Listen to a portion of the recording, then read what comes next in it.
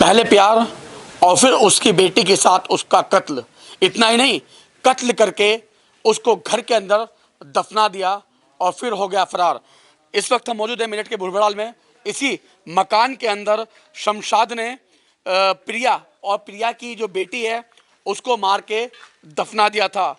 जब राज खुला तो शमशाद फरार हो गया और तमाम हिंदू संगठन के लोग यहाँ पर पहुँचे, यहाँ पर हंगामा किया और शासन प्रशासन को भी इसकी रिपोर्ट भेजी। इसके बाद प्रशासन मौके पर पहुंचा और यहाँ इस मकान को ध्वस्त करने की कार्रवाई भी शुरू कर दी। तमाम पुलिस फोर्स भी यहाँ पर मौजूद है, फोरेंसिक टीम भी यहाँ पर मौजूद है और यहाँ से महिला और उसकी मासूम बच्ची के शव के कंकाल को भी निकाल लिया गया, जिसकी अब जांच होगी और जांच के बाद ही खुलासा ये हो पाएगा कि आखिर उन दोनों को उसने कैसे मारा। बल्लाद जी, कैसे पता लगा आपको? देखिए, मैं इसमें आज दूसरा विषय लेने जा रहा हूं। आज तक पुलिस को सबने पुलिस पर सवाल खड़े किए हैं, लेकिन मैं बोलूँगा मेरठ पुलिस जिंदाबाद। आप सब बोलेंगे जिंदाबाद। मेरठ पुलिस जिंदाबाद, मेरठ पुलिस जिंदाबाद, मेरठ पुलिस जिंदाबाद। ये जिंदाबाद के नारे मेरठ पुलिस को खुश करने के लिए नहीं है, ये जिंदाबाद के नारे इसलिए हैं कि जो 4 महीने पहले और जिस मासूम हिंदू लड़की की दोनों माँ और बेटी की हत्या कर सबको इसमें दफना दिया गया, अगर आज मेरठ पुलिस का मनोबल बढ़ावा नहीं होता, आज मेरठ पुलिस कार्रवाई ठीक से नहीं करती, तो शायद ये दफन के दफन रह जाते। ये राज कभी जिंदगी में खुलता नहीं। लेकिन बल्लाद जी, 4 महीने काफ़ी लंबा समय होता है और 4 महीने बाद जब यहाँ से पुलिस ने उनके शव निकाले तो शव की जगह सिर्फ कंकाल निकले। देखिए, ये विषय थोड़ा गंभीर भी है, लेकिन इस विषय को पुलिस के द्वारा ही खुलासा किया गया है। जब वो महिला हमारे हिंदू संगठनों के और उसकी जो सहेली थी संपर्क में आई, तो उस संपर्क के बाद में हमने पुलिस प्रशासन को इसका और बताया। उसके बाद में प्रशासन स्वयं एसएसपी इसमें रात में मौजूद रहे, तो उसके बाद में ही ये खुलासा हो पाया। ये विषय छोटा विषय नहीं है। बिहार का व्यक्ति जो एक पहले से शादीशुदा है, उसके बावजूद भी हिंदू लड़की के साथ में और अपनी पहचान छुपाकर हिंदू पहचान बताते हुए उसने उस लड़की के साथ में शादी की और शादी करने के बाद में वो यहाँ उसके साथ रह रहा था। वो अपने घर से सारी संपत्ति लेकर आई। लव जिहाद के आधार पर उसकी हत्या कर दी गई। केवल हत्या करने का कारण ये नहीं था कि वो लड़की हिंदू थी, हत्या करने का कारण केवल इतना था कि उसने इस्लाम को स्वीकार नहीं किया। और मैं उसके जिस लड़की ने अपने प्राण गंवाने स्वीकार करे लेकिन इस्लाम को स्वीकार नहीं किया, मैं उसको प्रणाम करता हूँ। अच्छा गोपाल जी, आपके पास शिकायत आई थी इसकी, कैसे आई थी, कौन लोग आपके पास शिकायत लेकर आए थे और कैसे इस पूरी घटनाक्रम से पर्दा उठा? देखिए, शमशाद नाम का व्यक्ति जो प्रिया नाम की लड़की को अपनी पहचान छुपाकर लव जिहाद के आधार पर उसने अपने प्रेम जाल में फंसाया था और उसकी सहेली मोदीनगर की रहने वाली है, वह शिकायत लेकर 4 महीने से थाने में चक्कर लगा रही थी और थाने के द्वारा जब कार्रवाई नहीं की गई तो उस लड़की को कहीं से मेरा नंबर किसी ने दिया और उसने संपर्क किया, उसने पूरा विषय बताया। तब थाने में हमने बात की, लेकिन थाने की भूमिका इसमें कुछ संदिग्ध रही।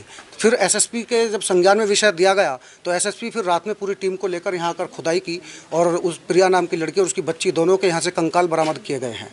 अच्छा, मैं थोड़ी डिटेल जानना चाहूँगा। प्रिया कहाँ की रहने वाली थी, कितनी बड़ी बच्ची थी उसकी और क्या करती थी, कैसे शमशाद के वो संपर्क में आई?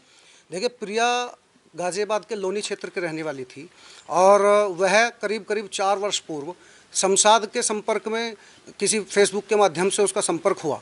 फिर उसका मिलना जुलना बढ़ा और शमशाद ने अपनी पहचान छुपाकर उससे दोस्ती की, उसे लव जिहाद के आधार पर प्रेम जाल में फंसाया। फिर दोनों साथ रहने लगे। क्या किस तरीके से फेसबुक पर नाम बदला हुआ था? फेसबुक का नाम तो उसका अमित गुजर के नाम से उसने अपनी फेसबुक आईडी बनाई हुई थी और बाद में उसको पता चला कि ये तो शमशाद इसका नाम है।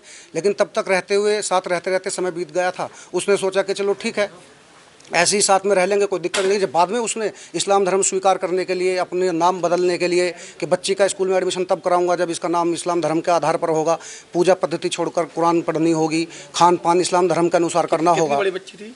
करीब 12 वर्ष की बच्ची थी। अच्छा, इतना जघन्य अपराध, पहले उसको मार दिया, उसकी मासूम बच्ची को मार दिया, उसके बाद घर में दफना दिया। तो कैसे कब तक ये चलता रहेगा, क्योंकि तो सरकार भी भाजपा की है और ऐसे में ये तीसरा मामला मेरठ के अंदर है। देखिए, भाजपा की सरकार है, बिल्कुल ठीक है, लेकिन भाजपा की तरफ से तो मुख्यमंत्री का पूरा सख्त डंडा है ऐसे लोगों पर शिकंजा कसने के लिए, सख्त कार्रवाई करने के लिए। और ये तो कहीं ना कहीं संदिग्ध भूमिका थाने के आधार पर रही है। कप्तान के संज्ञान में जैसे ही विषय आया तो वहाँ से तुरंत प्रेशर ठीक बना और कहीं ना कहीं भाजपा के लोगों के द्वारा, संघ परिवार के द्वारा दबाव बनाया गया और तुरंत कार्रवाई भी हुई। इस घटना का खुलासा भी हुआ। मैं समझता हूँ कि सरकार दूसरी होती तो शायद ये घटना भी ना खुल पाती, ये घटना दबी की दबी रह जाती। अच्छा, आप ये सब यहीं पे हंगामा भी कर रहे थे उस समय, तो अब क्या लग रहा है, ये जो आरोपी है, क्या इस तरह के आरोपी समाज में पनपते रहेंगे ऐसे ही?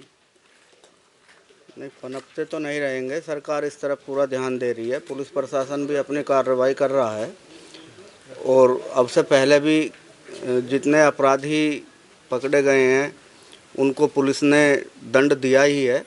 तो सरकार तो अपनी तरफ से इसमें पूरा सहयोग कर रही है। अच्छा, अब बल्लाद जी क्या मांगे आपकी, अब क्या चाह रहे हैं आप?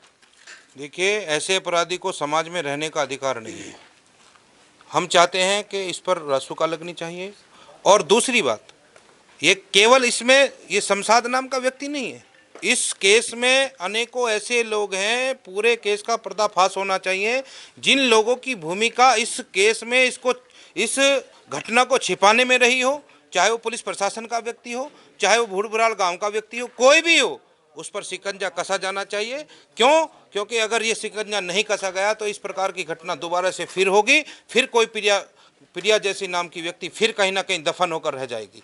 इसलिए मेरा प्रशासन से यही मांग है कि केवल शमशाद से ना जोड़े इसको। इस घटना में जितने भी लोग शामिल हैं सबका खुलासा होना चाहिए और सबको खुलासे के बाद वही सजा मिलनी चाहिए जो शमशाद को है। तो बिल्कुल यही वो घर है जहाँ शमशाद रहता था। प्रिया को लेके पहले उसने फेसबुक पे दोस्ती की, दोस्ती नाम बदल के की, अमित गुजर उसने अपना नाम फेसबुक पर रखा। लेकिन उसके बाद जब प्रिया को नाम पता लगा शमशाद, तो उसके बीच इनके रिश्तों में पूरी तरह रिश्ते टूटने शुरू हो गए। और उसके बाद जब स्कूल में एडमिशन कराने की बात आई प्रिया की बेटी की, तब उसने प्रिया से अपना धर्म बदलने के लिए कहा, जो प्रिया ने नहीं बदला। फिर शमशाद ने प्रिया और उसकी बेटी को मौत के घाट उतार दिया और फिर इसके बाद इसी घर में उसको दफना दिया। मेरे शब्द सोगी राजन के साथ लोकेश टंडन, लाइव टुडे।